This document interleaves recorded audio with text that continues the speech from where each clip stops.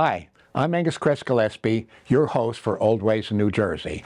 Now, Kathy DeAngelo and Dennis Gormley are a husband and wife duo who've been performing Irish music together in the South Jersey and Philadelphia region as McDermott's Handy since 1979. These award-winning and talented multi-instrumentalists, they put on a super concert. They combine strong vocals and strong backing accompaniment with a commanding stage presence. And it's my pleasure to welcome them to our studio today.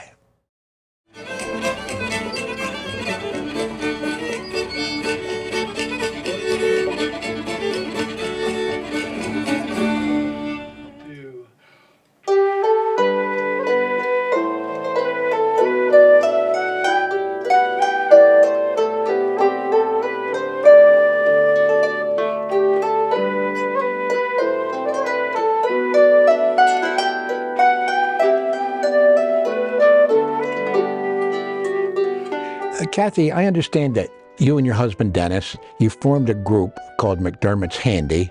And as I recall, it all goes back to the 70s when you met Ed McDermott, who was this 70-year-old Irish fiddler. And you're carrying on the tradition. Tell us a little bit about how that came about. Well, one night I was just starting to get into folk music. It was at the end of my high school years, and two friends of mine who were involved in the Middletown Folk Festival said, Dick Levine has a party every hootenanny, every month, and people just get around and sing. Do you want to come? I said, yeah. I'd never been involved in anything like that. So I said, sure. So I went to their house. They lived in Middletown, and everybody was sitting in a circle, and at the end of the room was this man, Ed McDermott. And so when it came around to his turn, he played, I don't remember the name of the tune because I didn't know anything at the time. So he was playing a tune, and Dick played the concertina, and I think Dick's son played the guitar. And I just thought it was wonderful. It spoke to me, you know, and it was this elderly gentleman, and the rest of us weren't that elderly at the time. So anyway, during the break, he was sitting out in the living room smoking his pipe, and I went up to him and to talk to him, and I said, I really liked your music. And so, you know, as we were talking, it turned out that he lived in Keyport. I lived in Keyport. He lived on the other side of town in a boarding home on the other side of town.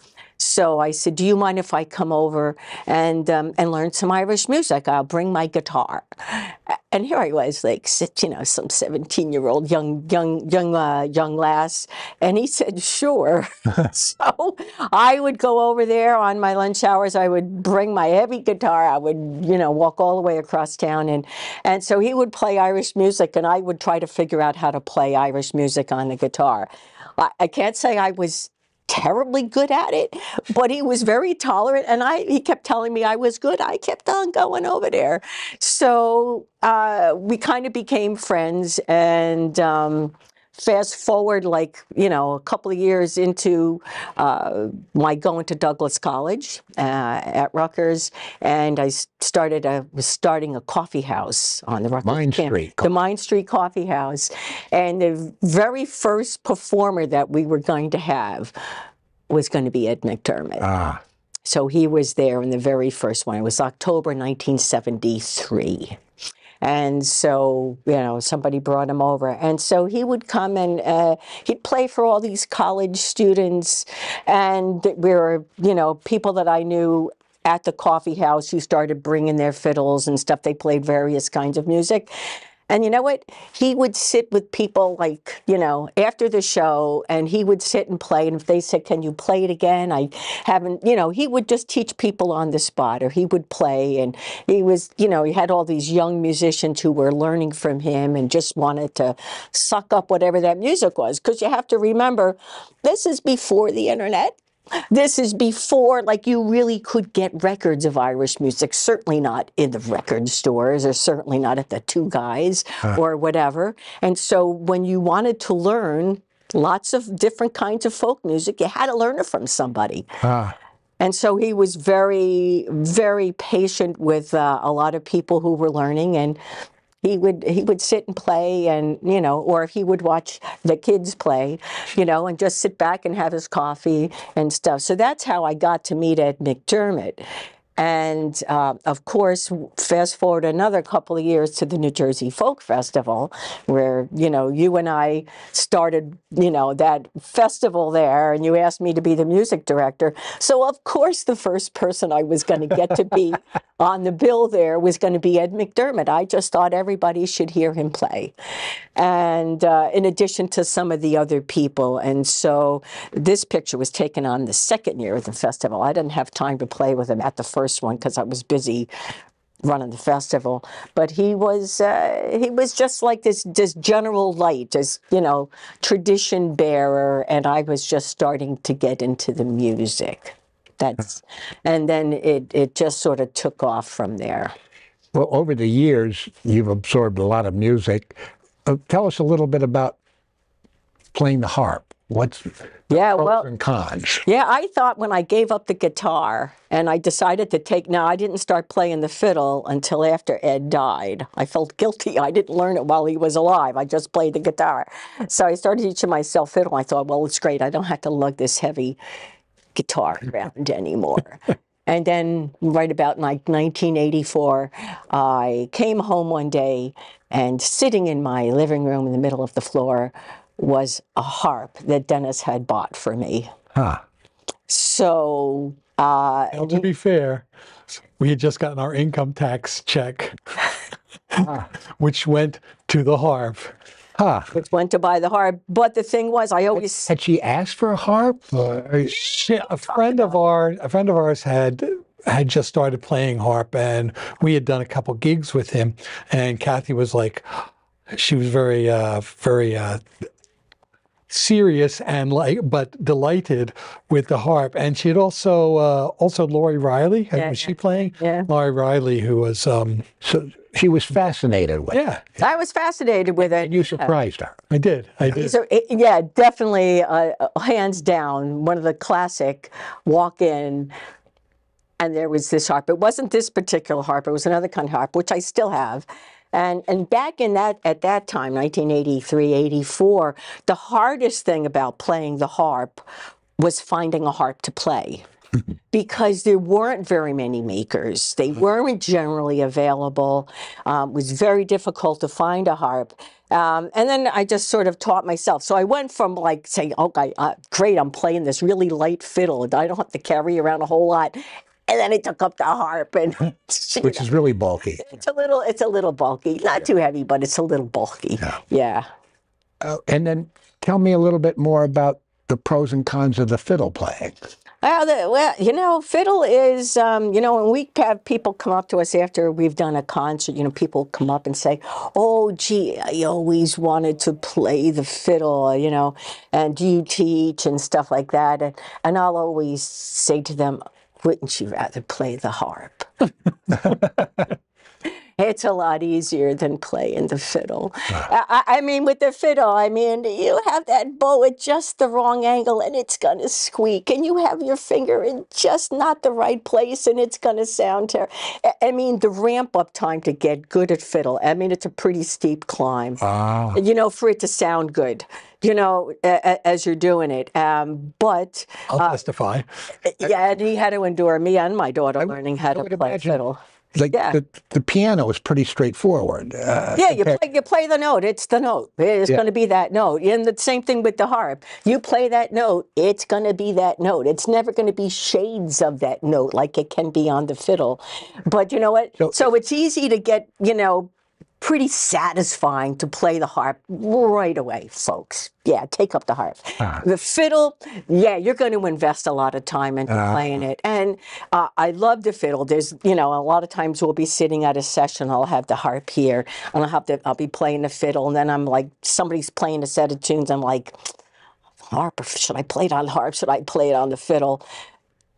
the fiddle almost always wins, you know, depending on the speed of it. But I love to play the fiddle. It's you walk into a room, you play the fiddle. I mean, it commands attention. Not that the harp doesn't, but it's a different dynamic for the harp. And like I said, I took up the fiddle because Ed McDermott died, and I felt a little guilty, and I wanted to play because he had so many great tunes, and I just wanted to, you know, do that.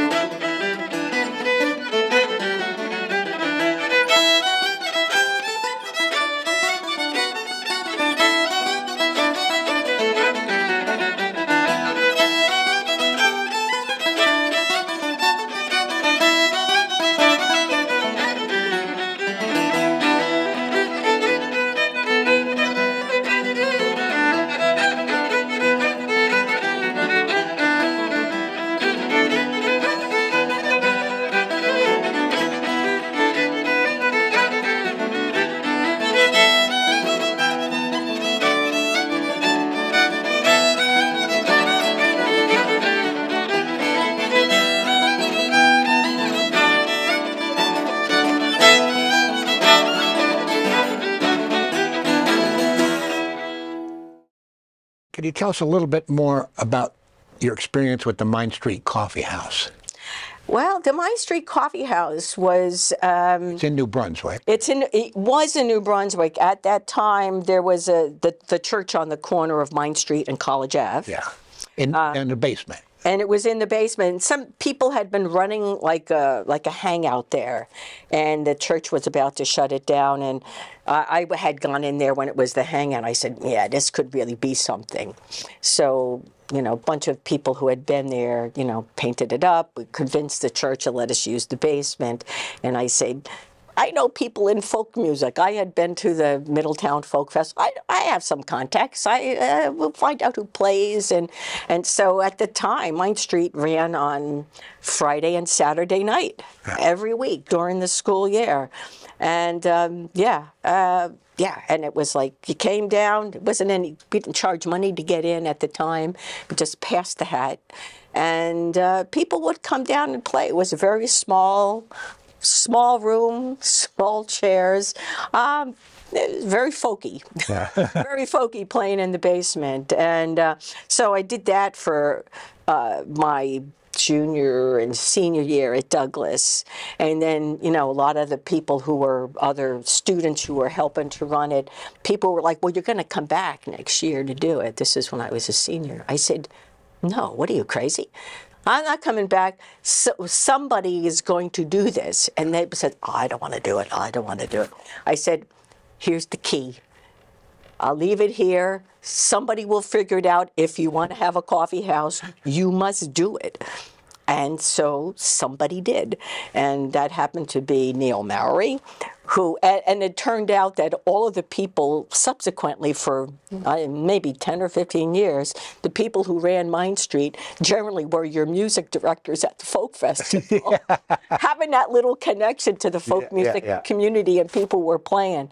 So we, you know, I just cut like a lot of my musical teeth at Mine Street because we would hang out afterwards. Yeah. Right, and he remembers coming and playing with a couple of other groups that I had invited down there, and we would hang out afterwards after the show, sometimes till all hours of the morning. Yeah. And, you know, just jamming and having a good time. It was a good time. Well, moving along, Dennis, you play the guitar. I do. What are the pros and cons with the guitar? Pros and, well, there are no cons. Okay. I reject the premise of the question. The pros are it's universal. You know, it shows up in like every culture. You have your acoustic, electric, your classical, your flamenco, you know, and in other types of situations. So I've pretty much, I started out playing guitar like everybody else did when the Beatles when the Beatles came out, and did that for a long time until I started playing Irish music on the guitar, when I started exploring different guitar tunings and like the dad-gad tuning a guitar to D, A, D, G, A, D, low string to high string, affords a lot of opportunities in Irish music for accompaniment, especially like I can do a lot of things with the drones, like the Irish pipes, the Ullin pipes, not the big war pipes, although they got drones as well, right? So I've played guitar. Now, one of the things that I discovered while I was playing guitar, and I have to say I did go to college for music, although as Saul Brody used to say, it didn't hurt you none. Right?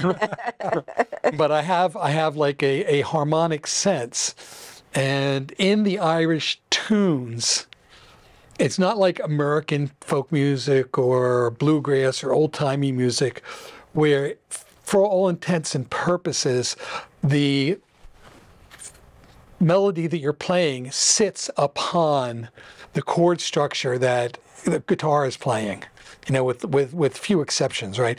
In Irish music, it's the other way around. The harmonic structure is in the melody of the tune. So I figured out, at a certain point, I said, I better learn some of this melody, some of the melodies in these tunes. And I tried to do it on guitar, and like it really wasn't suited. I tried to do it on mandolin, but my wrist started to hurt. So I started playing tin whistle and learning the tunes that way. And all the Irish tunes pretty much just sit right there on the tin whistle, because again, it goes back to the pipes. And from the tin whistle, I started playing the Irish flute, the wooden flute, and so that actually worked out, because when Kathy started playing harp, and I started playing flute, that seemed to go was more simpatico than playing guitar and harp. So like usually, a lot of times when she's playing the harp, I'll be playing flute or whistle. When she's playing fiddle, I'll play guitar. Yeah, we switch it up in different ways. I started out, like I said, as a guitar player, but then when I met Dennis, he was a brilliant guitar player, even before he figured out Dad-Gad from listening to records. And so I thought, I don't need to play the guitar anymore. You play the guitar. And I took up the fiddle, and so that became my melody instrument, and he endured that. And so we generally do like guitar and fiddle things, but also fiddle and flute, very, very, because Irish music is so melody focused. It's not about the accompaniment, really. It's about the melodies, So, and that's the same thing with the harp. It's really the melody. We do use accompaniment, but So Dennis, I want to ask, how did you meet Kathy? How did you two get together? How did I meet Kathy? Saul Brody was working at the Smithsonian Institute one summer in the 70s, the Smithsonian Festival, and he got a gig for a nighttime concert at a Saturday summer folk festival at Rutgers.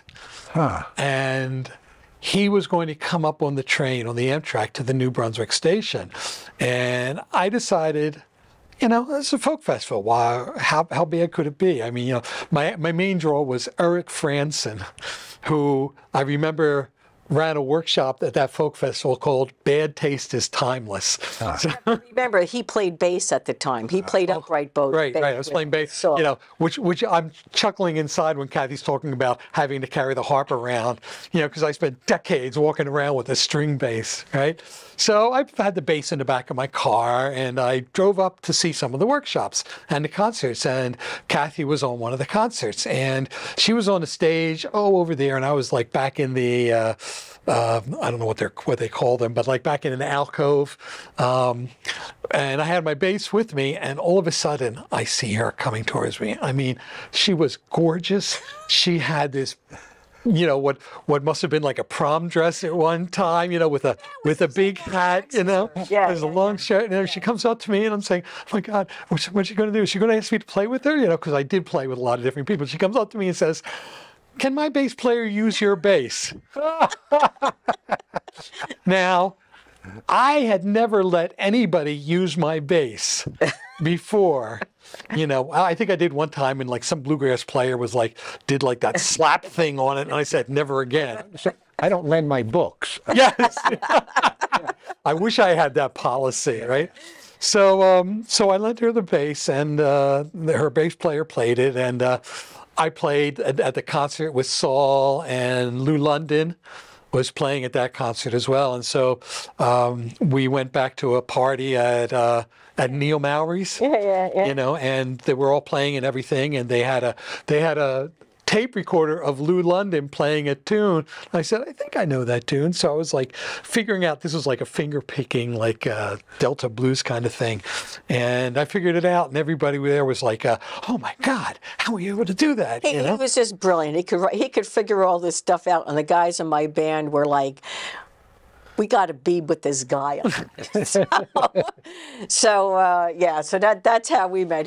That's how we met. Now, we were playing at different gigs for about 2, 3, 4 years. Yeah. Right?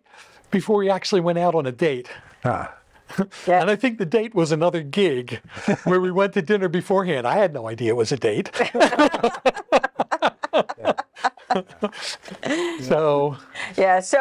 Because after Ed McDermott died, I decided I was going to be learning fiddle. With somebody younger. I needed an accompanist because you know, we had these gigs, and so I called up Dennis and I said, "Will you play? I have to go play this gig, this Irish music." He said, "I don't know anything about Irish music." I said, "Oh, you'll pick it up, no problem." He says, "No, I think you should show me some stuff. I don't know this." And so he started coming over to my house, and I would sit there and play tunes, and he would sit there and write them out, which I find to this day incredulous. Wow. But he does that very easily, and so that's how we started playing together, and you know, Irish music. And here we are. And here we are, and we called ourselves McDermott's Handy, because it goes back to the folk festival, of course, and the year that he died on New Year's Day, 1977, and at the 1977 folk festival, I think it was Neil Mowry who was running. He said, "We want to do a tribute to Ed McDermott at the festival." And at the time, there was an evening concert, so I said, "That's great. Wonderful." I got on the phone, I called Barry Mitterhoff, Dick Levine, and a bunch of people who had played and learned tunes from Ed McDermott. And I said, we're going to play and we're going to do this tribute to Mac at the evening concert. And so Gordon Bach had a set of Ed McDermott tunes on his record, Folkways record, Gordon Bach, which he called McDermott's Handy after Ed. And so I said, sounds good, like a good name for a band. Yeah. So we named that first performance at the New Jersey Folk Festival in 1977 was the first McDermott's Handy, with like 7 people on stage. Wow. And who had never really played together, but I just said, we're going to play this tune, this tune, this tune. What do you think of this? If you don't know them, learn them. We got up there, and it sounded great. So that was the first McDermott's Handy, and so we've had all permutations of it, you know, McDermott's Handy. Now it's down. We're married to each other, so we have to do the band. Yeah, you know? yeah. I signed a lifetime contract. So you mentioned the folk festival. You were director, as I recall, from 2006 to 2014. Yeah. You asked me back to do that, and it was right at the point that I had been laid off from my job of 25 years, publishing job, and which was okay with me. And so you just about that time you said, you want to be the music director again? I said, sure, I'll come back. You know, what else? I'm just going to do music full time. So that was perfect, because then I could, again, make all those connections to these different people that I knew in the folk music world, and get people that I knew on stage. It was great. And I relied on you. And it worked. And it worked. And every year you came up with like, you know, because the folk festival had you know, morphed into like a thing where you honored like a particular ethnic group, New Jersey ethnic group. And so the challenge was to actually find folk tradition bearers in those traditions, which every year I didn't know, except for the year you did Irish, which I wasn't the music director that year. So we did all of this great stuff with we had all these great these musical things. So I had to go out and find the tradition bearers, and I thought, well, sometimes they were like, okay, the Andes. Oh wow, okay, I get that down, and then you had like the Garifuna. What the heck is Garifuna? Yeah. I had to learn all that stuff and then make those connections. We thought that you were sitting up in New Brunswick saying, okay, she'll never find anybody with this set. Garifuna, the Calming, you know. Oh, the Calmix. Oh my God. It was like, but I learned a lot. Yeah. Well, recently you won the New Jersey Heritage Award, which is a really big deal. Congratulations. Thank you. Thank you. And I must ask, what are you going to do? Because now you have the funding and the leisure to do a big project. What do you have in mind? Well, it's funny. This will come as a huge surprise. Funny you should mention that, but I've been thinking about, like, I need another project. I gave up running the harp festival that I did for 15 years. And so I said, okay, what will I do at my time? And then this Heritage Award came about. And so I decided to revive this idea that we have had for years to make the music of Ed McDermott more available and you know, put that out there in the world. Now, you know, I had some old cassettes of stuff that I recorded of Ed, but I also knew that the Library of Congress Alan Jabbour had recorded him for the folk music collection at the Library of Congress. So as a matter of fact, I just spoke with somebody at the Library of Congress. So I'm gonna try to. Nancy Gross. Nancy Gross is there, and talk to an archivist there about that music has not been digitized. It's still sitting on tape. So not only there's the process you have to go through to get that. So I'd like to be able to create a website with having Ed McDermott's music there. He's already written out a lot of the tunes, and so we'll have, so I'm going to do this whole big Ed McDermott music project. That's one of the things I'd like to do. It sounds like something that most people say, I'm going to get around to this, but now you got to do it. Now, and now that I've said this here, now I'm sort of committed. So Well, that's how things work. You heard it first.